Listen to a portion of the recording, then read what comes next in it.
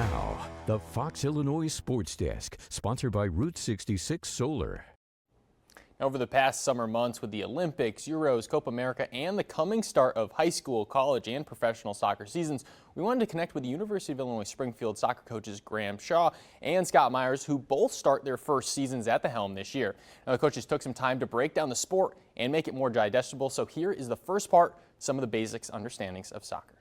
We have a couple X's drawn on the board here for a very simple formation, so I'll kind of hand it over to you guys and have you explain in basics what is a formation when it comes to soccer.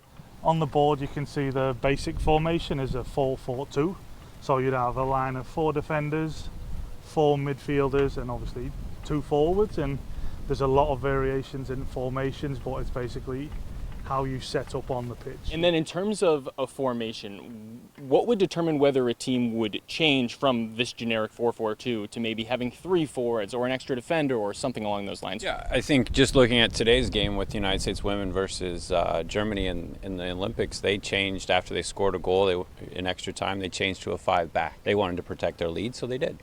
And so they can move players around to be as fluid as they want. Maybe explain tactics very briefly first, and then what kind of things would a tactic be? What kind of instructions would a player receive? Every coach has their own philosophy. This is the way we play. This is how we look.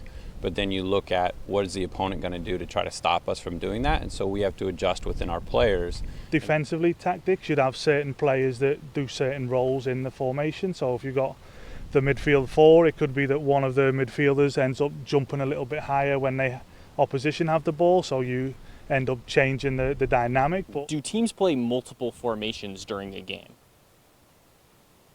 Or does one formation adapt throughout the game? Is that a better way to say it? I think that's probably the better way to say it. You have your general philosophy of the way you play, and then based off an opponent, based off of what you've seen in film and your own team's training sessions, you're going to adjust off of it.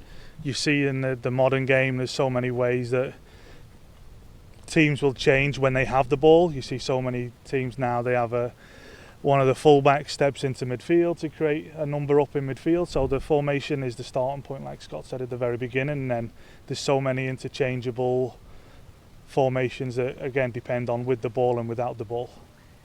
Now, we will keep the Explaining Soccer story going tomorrow. There is much more and even more to the answers we've already shown, so once it's concluded later this week, you can catch the entire thing up on our website. But for now, that's us for sports. I'm Sammy St. Jean. Don't miss a video. Subscribe to our YouTube channel today for more Central Illinois news.